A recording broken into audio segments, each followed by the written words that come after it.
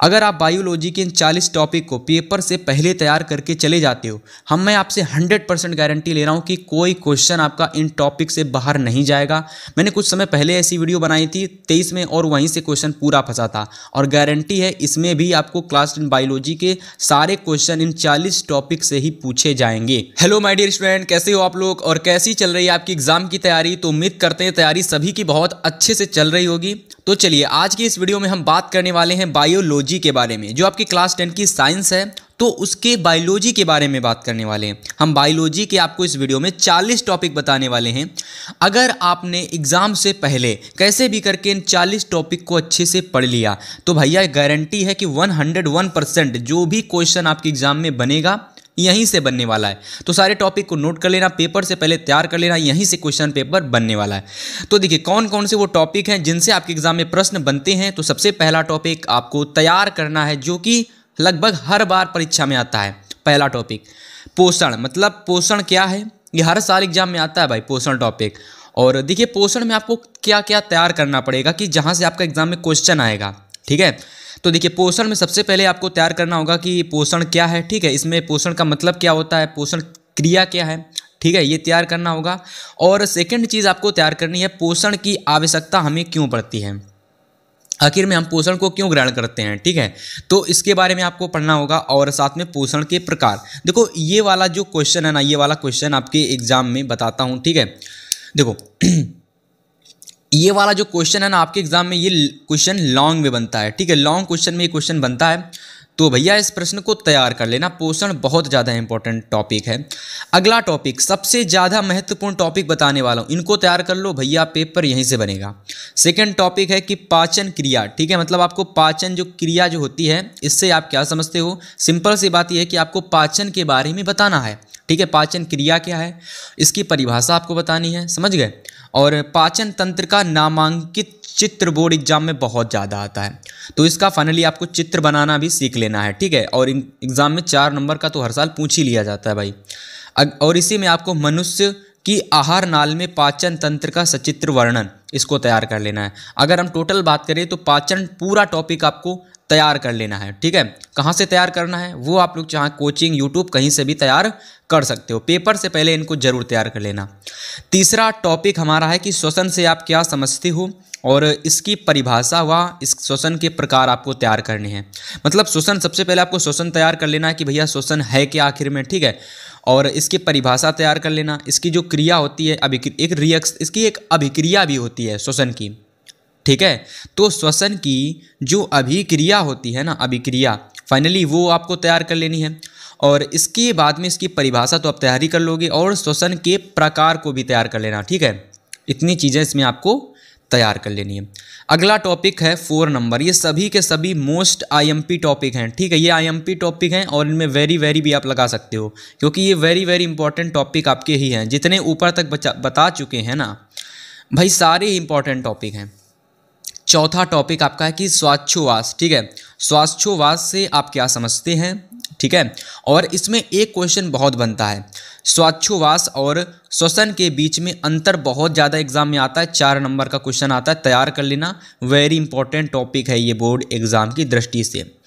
ठीक है, अगला टॉपिक देखो, आपको तैयार करना है कि परिवहन, वहन या फिर संवहन, ये तीनों आपके एक ही हैं। ठीक है, परिवहन भी आ सकता है, वहन भी आ सकता है और संवहन करके भी एग्जाम में पूछा जा सकता है। तो परिवहन, वहन या संवहन से आप क्या समझते हो, इसको तैयार कर लेना। ठीक है, इसके बारे में थोड़ा पढ़ लेना और साथ में इसकी जो परिभाषा होती है उसको भी भैया तैयार कर लेना। ठीक है, और परिवहन के प्रकार को तैयार कर लेना। इतना तैयार कर लोगे तो ये एग्जाम की दृष्टि से वेरी इंपॉर्टेंट टॉपिक है ना, तो भैया इसको तैयार कर लेना। ये शुरुआत के जो मैंने आपको 5 टॉपिक बताए हैं, ये चैप्टर जो आपका है जैव प्रक्रम लाइफ प्रोसेस, उसके बहुत महत्वपूर्ण टॉपिक हैं। ठीक है, चलो अब देखो आगे के टॉपिक तैयार कर लेना मेरे भाई। आगे के जैसे कि आपका छठा टॉपिक है धमनी। देखो धमनी क्या है इसके बारे में जानकारी कर लेना। बाकी क्वेश्चन आपके एग्जाम में जो पूछा जाता है वो होता है, देखिए धमनी क्या है और सिरा क्या है, इसके बारे में आपको जानकारी कर लेनी है थोड़ी सी कि धमनी सिरा आखिर में क्या होता है। इसको तैयार कर लोगे आपकी जानकारी के लिए। लेकिन जो एग्जाम में प्रश्न पूछा जाता है वो आता है एग्जाम में कि धमनी एवं सिरा के बीच में अंतर। भाई अगर मैं आपको इस क्वेश्चन को कहूँ कि आज के अभी तैयार कर लो, केवल इसका अंतर तैयार कर लो, एग्जाम में आएगा, तो ये समझ लो ये क्वेश्चन आपके एग्जाम में पेपर में किसी ना किसी सेट में ये लिखा हुआ है, बस आपको इसे तैयार करना है। आप तैयार कर लो, क्वेश्चन पेपर में ये रखा हुआ है आपके एग्जाम में, ये समझ लो। ठीक है, मेरी बात को समझ रहे हो। क्वेश्चन नंबर 7 देखो कि मनुष्य में रुधिर परिसंचरण तंत्र से आप क्या समझते हो। मतलब मनुष्य में जो रुधिर परिसंचरण तंत्र होता है, ठीक है, रुधिर परिसंचरण तंत्र, इससे आप क्या समझते हो, इसको तैयार कर लोगे और इसका चित्र और इसकी व्याख्या तैयार कर लेना। इंपॉर्टेंट टॉपिक है ये वाला, ठीक है, इंपॉर्टेंट है। अगला देखो क्वेश्चन नंबर 8 मानव हृदय। अब देखो बहुत सारे स्टूडेंट को पता होगा ये टॉपिक कितना ज़्यादा इंपॉर्टेंट है, लेकिन आपको ये नहीं पता होगा कि मानव हृदय में बाह्य संरचना या फिर आंतरिक संरचना कौन सी ज़्यादा एग्जाम में पूछी जाती है। तो देखो मानव हृदय की जो व्यवस्थात्मक है ना, व्यवस्थात्मक का मतलब होता है आंतरिक संरचना। इसका मतलब क्या होता है मेरे भाई, आंतरिक संरचना, आंतरिक संरचना, आंतरिक संरचना। तो मानव हृदय की जो आंतरिक संरचना है ना, ये एग्जाम में आती है हर साल इससे क्वेश्चन पूछा जाता है। हर साल इससे पूछा जाता है क्वेश्चन कि मानव हृदय के व्यवस्थात्मक काट या तो आंतरिक संरचना का चित्र बनाकर इसका वर्णन कीजिए। ये क्वेश्चन 6 नंबर में या 7 नंबर में आता है एग्जाम में, ठीक है, लॉन्ग प्रश्न में बनता है, कुल मिलाकर के तैयार कर लेना। इसके बाद देखो मानव हृदय का एक और क्वेश्चन है जो कि एग्जाम में कभी कभी आ जाता है, इसकी बाह्य संरचना। बाह्य संरचना इतनी ज़्यादा इंपॉर्टेंट नहीं है ना, इतनी इंपॉर्टेंट नहीं है, लेकिन इसकी जो अंदरी संरचना है, आंतरिक संरचना, ये आंतरिक संरचना एग्जाम की दृष्टि से बहुत ज़्यादा इंपॉर्टेंट है। ठीक है, चलो अगला आप 10वां टॉपिक तैयार करोगे, लसिका क्या है। ठीक है, लसिका क्या है और रुधिर एवं लसिका के बीच में अंतर। देखो मैंने अंतर वाले आपको जो प्रश्न बता रहा हूँ ना, उनको आप अलग से तैयार कर लेना। अंतर वाले जो क्वेश्चन है, अंतर से संबंधित जितने भी क्वेश्चन मैं आपको बता रहा हूँ, तो इन क्वेश्चन को अलग से, ठीक है, एक कॉपी में कुछ पन्ने छोड़ देना और कुछ पन्नों में आप लोग सीधा लॉन्ग वाले क्वेश्चन लिख लेना और कुछ पन्नों में पीछे वाले या फिर आगे वाले में अलग से अंतर वाले इन क्वेश्चन को आप लोग नोट कर लेना। ठीक है स्टूडेंट, ये एग्जाम में जरूर आपको देखने को मिलेंगे अंतर से संबंधित क्वेश्चन, इसको तैयार कर लेना।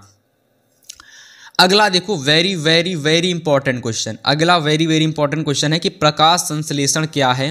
ठीक है, प्रकाश संश्लेषण क्या है, इसकी डिफिनीशन यानी इसकी परिभाषा को तैयार कर लेना है ना, और इसकी जो पूरी प्रक्रिया है ना कहीं उसको तैयार करके चले जाना। कहीं से कोई भी क्वेश्चन प्रकाश संश्लेषण से पूछा जा सकता है।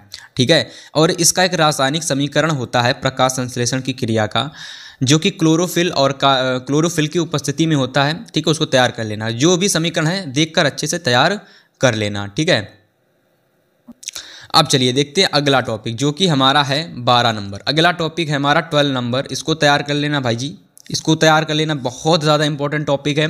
पहले देखिए प्रकाश संश्लेषण में, देखिए मैंने आपको शुरुआत में प्रकाश संश्लेषण की पूरी प्रक्रिया बताई थी ना, तो उसमें आप लोग रासायनिक समीकरण तैयार कर लेना और इसकी डेफिनीशन तैयार कर लेना है ना, और प्रकाश संश्लेषण क्या होता है इसके बारे में जान लेना। लेकिन यहाँ पर प्रकाश संश्लेषण से 2 ऐसे क्वेश्चन एग्जाम में पूछे जाते हैं जिनको अगर आप अलग से नहीं तैयार करोगे तो आपको समझ में ही नहीं आएंगे। देखो प्रकाश संश्लेषण से पहला क्वेश्चन इस तरीके का बनता है कि प्रकाश संश्लेषण के लिए सूर्य का प्रकाश होता है ये आवश्यक क्यों है, इसकी आवश्यकता प्रकाश संश्लेषण की क्रिया में क्यों पड़ती है, यानी सूर्य के प्रकाश की आवश्यकता प्रकाश संश्लेषण की क्रिया में क्यों पड़ती है। भाई इस क्वेश्चन को तैयार कर लेना, पेपर से पहले नोट कर लेना, ये क्वेश्चन आपके एग्जाम में रखा हुआ है, ये समझ सकते हो। ठीक है, तैयार कर लेना।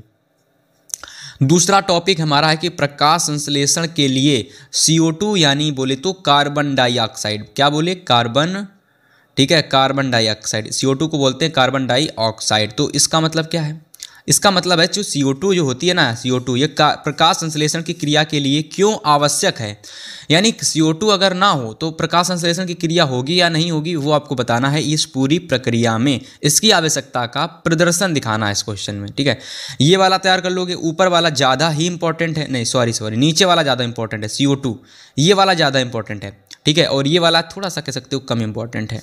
ठीक है, बाकी दोनों तैयार कर लेना, कोई भी एग्जाम में आ सकता है। ठीक है, और ये वाला तो 2023 के 2 सेट में पूछा गया था, प्रकाश संश्लेषण की CO2 की आवश्यकता। 12 टॉपिक आपके हो चुके हैं, और टॉपिक हैं सभी को तैयार कर लेना, कुछ भी नहीं तैयार की हो, केवल इन टॉपिक को तैयार कर लेना भाई, यहीं से एग्जाम में क्वेश्चन पूछ दिया जाएगा। 13 नंबर टॉपिक देखो कि पादपों में जल का परिवहन, यानी जो पादप होते हैं यानी पेड़ पौधे होते हैं उनमें जल का परिवहन किस तरीके से होता है वो आपको इस क्वेश्चन में बताना होगा। तो देखो सबसे पहला इसमें आपको तैयार करना है, सबसे पहला और दूसरा ये है, सबसे पहला आपको तैयार करना है मूल रूमों द्वारा जल का अवशोषण, ठीक है ना, मूल रूमों द्वारा जल का अवशोषण और जड़ में पानी का संवहन, ठीक है ना, ये दो आपको तैयार कर लेने हैं। पादपों में जल का संवहन में सबसे पहली हेडिंग ये तैयार कर लेनी है, दूसरी हेडिंग आपको ये तैयार कर लेनी है। दोनों हेडिंगों में से कोई एक हेडिंग तो पक्का आने वाली एग्जाम में। अगला देखो चौथा नंबर प्रश्न, चौथा नंबर टॉपिक वाष्पो उत्सर्जन। अब देखो वाष्पो उत्सर्जन से आपके एग्जाम में कौन कौन से क्वेश्चन बन सकते हैं। तो देखो सबसे पहले वाष्पो उत्सर्जन में आपसे पूछा जा सकता है कि वाष्पो उत्सर्जन से आप क्या समझते हो, है ना। अब वाष्पो उत्सर्जन से आप क्या समझते हो वो तैयार कर लोगे, है ना, और इसकी डेफिनेशन 2 नंबर में भी आ सकती है तो उसको तैयार कर लोगे। साथ में वाष्पो उत्सर्जन को प्रभावित करने वाले, है ना, प्रभावित करने वाले जो कारक हैं उनको तैयार कर लेना है, ठीक है। 3 क्वेश्चन मैंने इस टॉपिक में आपको बता दिए, वाष्पोत्सर्जन के 3 क्वेश्चन। वाष्पोत्सर्जन से आप क्या समझते हो, परिभाषा तैयार कर लेनी है, ठीक है, और वाष्पो उत्सर्जन को प्रभावित करने वाले कारक तैयार कर लेने हैं, ठीक है ना। चलिए 14 टॉपिक हो चुके हैं कंप्लीट। इसके बाद अगला 15 टॉपिक तैयार करोगे मेरे भाई कि उत्सर्जन से आप क्या समझते हो, है ना। उत्सर्जन में आप तैयार करोगे उत्सर्जन से आप क्या समझते हो, ठीक है, इसको तैयार कर लेना। और मानव जो होता है ना, मनुष्य यानी जो मनुष्य होते हैं उनमें उत्सर्जन की, यानी मनुष्यों में जो उत्सर्जन की जो प्रक्रिया होती है ना, मनुष्यों में उत्सर्जन की प्रक्रिया, उसका आपको विस्तार से चित्र बनाकर इसका अच्छे से वर्णन करना है, ठीक है। एक बार फिर से सुन लो, वाष्प उत्सर्जन टॉपिक में आपको क्या तैयार करना है। सबसे पहले उत्सर्जन होता क्या है ये तैयार कर लेना है, ठीक है। उत्सर्जन की डेफिनेशन साथ में परिभाषा तैयार कर लेनी है। मानव में उत्सर्जन की जो क्रिया होती है, पूरी प्रक्रिया, इसका चित्र बनाकर इसका अच्छे से व्याख्या पढ़ लेना, ठीक है। 3 चीज़ें आपको तैयार कर लेनी है, पूरा टॉपिक क्लियर हो जाएगा ये। अगला 16 नंबर टॉपिक, 16 नंबर टॉपिक हमारा है कि समन्वयन, समन्वयन, ठीक है, समन्वयन देख लो, समन्वयन एवं नियंत्रण, यानी समन्वयन एवं नियंत्रण से आप क्या समझते हो, या फिर नियंत्रण एवं समन्वय से आप क्या समझते हो, ये तैयार कर लोगे। और जंतुओं में समन्वयन किस तरीके से होता है वो आपको तैयार कर लेना है। काफ़ी ज़्यादा इंपॉर्टेंट टॉपिक था 15 वाला और 14 नंबर, ठीक है। 16 वाला भी तैयार कर सकते हो। 17 देखो 17, कोई भी क्वेश्चन आपका इन टॉपिक से बाहर नहीं जाएगा। 40 टॉपिक हैं, केवल 40 टॉपिक। अगर आप डेली कम से कम 2 टॉपिक भी तैयार करोगे ना तो आप 20 दिन में पूरी बायोलॉजी को ख़त्म कर दोगे। अगर आप एक दिन में 4 टॉपिक पढ़ लेते हो तो आपकी जो केमिस्ट्री है, सॉरी बायोलॉजी है, वो 10 दिन में समाप्त हो जाएगी, ठीक है। तो वो आप पर डिपेंड करता है कि आप कितने ज़्यादा टॉपिक एक दिन में अच्छे से तैयार करते हो, ठीक है। देखो 17 नंबर टॉपिक है कि तंत्रिका तंत्र, यानी तंत्र में आपको तैयार करना है। तंत्र में आपको क्या क्या तैयार करना है, तो तंत्रिका तंत्र व तंत्रिका ऊतक से आप इसकी परिभाषा तैयार कर लोगे, ठीक है। साथ में न्यूरॉन की संरचना या फिर तंत्रिका कोशिका की जो संरचना है ना, इसका सचित्र वर्णन तैयार कर लोगे, ठीक है। 17 नंबर ये वाला टॉपिक बहुत इंपॉर्टेंट है, इसको तैयार कर लोगे। अगला देखो, अगला 18 नंबर टॉपिक है मेरुरज्जु। मेरुरज्जु बहुत ज़्यादा इंपॉर्टेंट टॉपिक है, बिल्कुल इसको छोड़कर मत जाना, तैयार कर लेना। मेरुरज्जु से आप क्या समझते हो, इसकी परिभाषा तैयार कर लेना, इसके कार्य तैयार कर लेना, और इसका देखो मैंने चित्र नहीं लिखा है तो मेरुरज्जु का चित्र भी तैयार कर लेना, ठीक है। मेरुरज्जु का चित्र 18 इतने तैयार कर लेना। 18 नंबर पर बहुत इंपॉर्टेंट टॉपिक हो चुके हैं। अब देखो 19 नंबर पर आपको तैयार करना है कि प्रतिवर्ती क्रियाएं, ठीक है, प्रतिवर्ती क्रियाएं या फिर रिफ्लेक्स क्रिया जो होती है ना, इससे आप क्या समझते हो, इसको तैयार कर लोगे और साथ में इसकी परिभाषा तैयार कर लोगे, ठीक है। हो गया, 19 टॉपिक कंप्लीट हो चुके हैं, है ना। अब देखो आगे के टॉपिक आपको आगे क्या और क्या तैयार करना है, ठीक है। अभी आपके केवल मुश्किल का पहला चैप्टर यानी 6ठा चैप्टर समाप्त हो पाया, दूसरा चैप्टर यानी 7वां शुरू हुआ है। तो अभी 40 टॉपिक आपको तैयार करने हैं। 20 नंबर देखो, 20 नंबर आपका टॉपिक है कि पादप हार्मोन से आप क्या समझते हो, ये तैयार कर लेना और इसकी प्रमुख विशेषताएं तैयार कर लेना, ठीक है। पादप हार्मोन से आप क्या समझते हो, है ना, ये तैयार कर लेना और इसकी प्रमुख विशेषताएं तैयार कर लेना। अगला देखो 21 नंबर टॉपिक है कि ऑक्सिन व जिबरेलिन क्या है। ऑक्सिन क्या है और जिबरेलिन क्या है, इसको तैयार कर लोगे, अच्छे से तैयार कर लेना, ठीक है। और आपके एग्जाम में ऑक्सिन एवं जिबरेलिन का अंतर पूछा जाता है एग्जाम में बहुत ज़्यादा। 2024 में क्वेश्चन जरूर आपको देखने को मिलेगा कि ऑक्सिन और जिबरेलिन के बीच में अंतर, इसको तैयार कर लेना, है ना। 7 सेट बन के आती तो ये मान के चलो 7 सेट में आपको अंतर से संबंधित एक क्वेश्चन हर एक सेट में आपको देखने को मिलेगा, ठीक है। तो अंतर वाले जितने क्वेश्चन हैं सभी मैं उठा करके आपके लिए ले आया हूँ, है ना, सभी को तैयार कर लेना। 22 नंबर टॉपिक देखो, साइटोकाइनिन एवं एथिलीन क्या है, ठीक है। ये 2-2 नंबर में आ सकते हैं कि साइटोकाइनिन की परिभाषा वगैरह, ये 2-2 नंबर में आ सकता है, ठीक है। और देखो साइटोकाइनिन और एथिलीन के बीच में अंतर आपको तैयार कर लेना है। ये एग्जाम में भाई 4 नंबर, अगर देखो दोनों चीज़ें पूछी जाएंगी तो ये 4 में आएगा, लेकिन अगर केवल अंतर पूछा जाएगा तो ये 2 में भी आ सकता है और 4 में भी आ सकता है, ठीक है। चलो 23 नंबर तैयार करोगे कि हार्मोन्स तथा अंतरास्रावी, है ना, हार्मोन्स तथा अंतरास्रावी ग्रंथियाँ क्या हैं और इसकी परिभाषा तैयार कर लोगे, ठीक है। यानी हार्मोन्स और अंतरास्रावी ग्रंथियाँ, इनकी परिभाषा आपको तैयार कर लेनी है। 24 नंबर पर आपको तैयार करना है कि पादपों में देखो क्या है,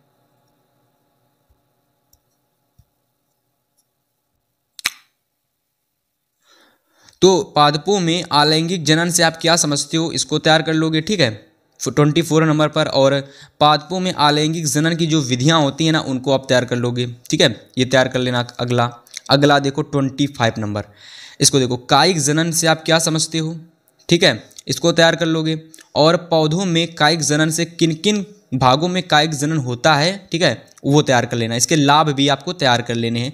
25 नंबर टॉपिक आपको एग्जाम में 2024 में जरूर देखने को मिलेगा।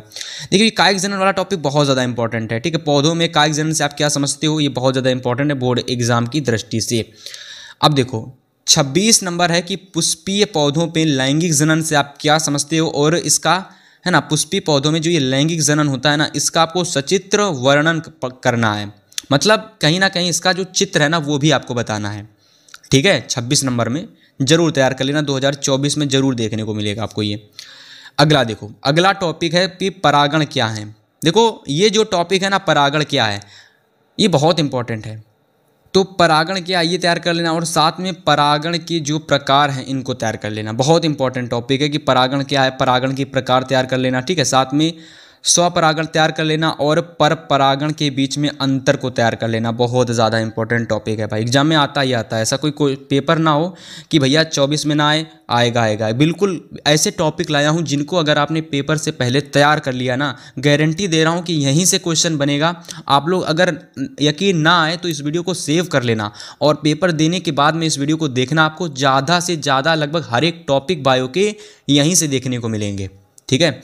चलो अगला देखो, अगला टॉपिक नंबर हमारा, अगला देखो, अगला 28 टॉपिक हमारा है कि 28 नंबर देखो कि बीजांड की संरचना का सचित्र वर्णन, इसको तैयार कर लेना। बहुत ज़्यादा इंपॉर्टेंट है, बीजांड की संरचना का चित्र एग्जाम में आता है, ठीक है। नामांकित चित्र आता है, यानी चित्र बनाना है, और चित्र के प्रत्येक भाग का, चित्र के जो प्रत्येक भाग होते हैं ना, उनका आपको नाम भी लिखना होता है, ठीक है। नाम, चित्र के प्रत्येक भागों का नाम भी लिखना पड़ता है, तैयार कर लेना। 29 है कि निषेचन से आप क्या समझते हैं, और परागण और निषेचन के बीच में अंतर आपको बहुत ज़्यादा आता है, तैयार कर लेना।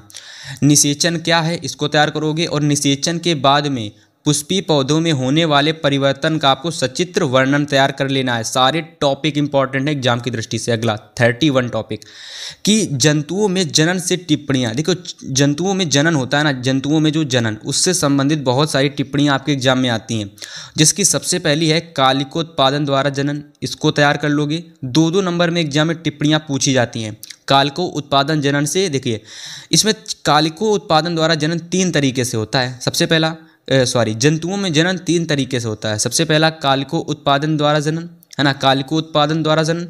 दूसरा है पुनरुद्भवन प्रक्रिया द्वारा।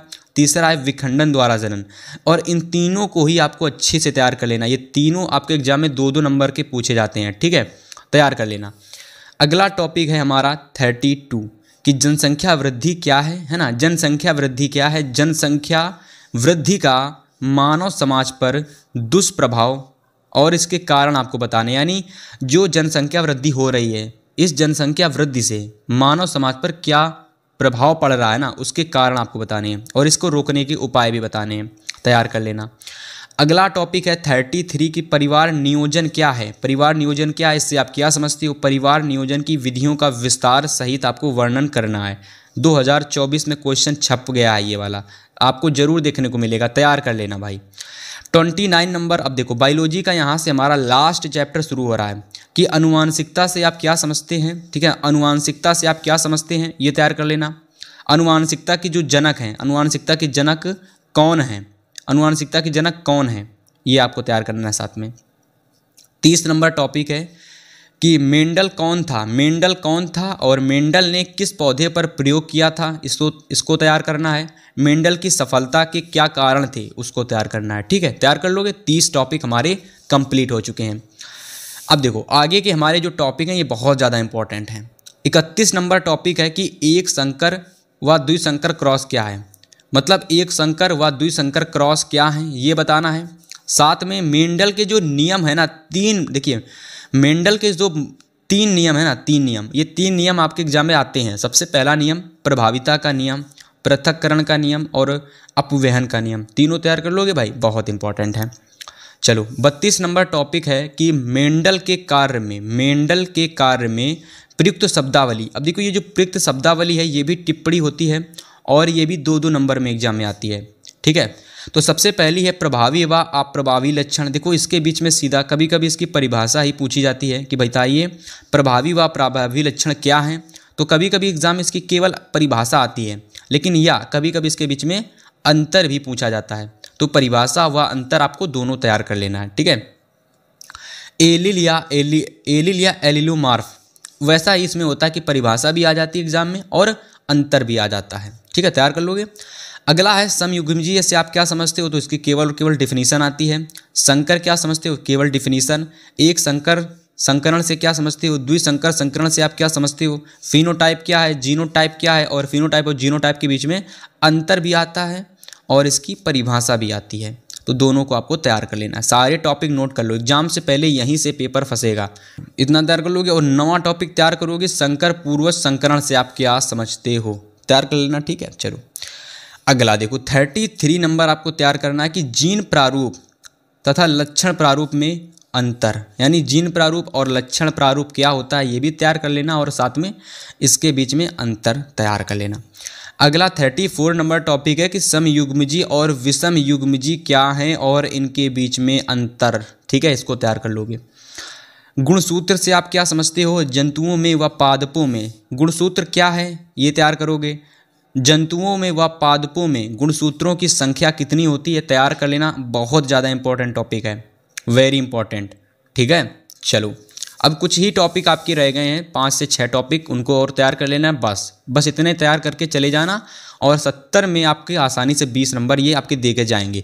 36 नंबर टॉपिक है डीएनए क्या है, इसको तैयार करोगे और इसके महत्व को आपको समझाना है। ठीक है, यानी डीएनए के महत्व को समझाना है। 37 नंबर अनुवांशिक लिंग निर्धारण की प्रक्रिया क्या है, काय गुणसूत्र या लिंग गुणसूत्र से आप क्या समझते हो, इसको तैयार करोगे।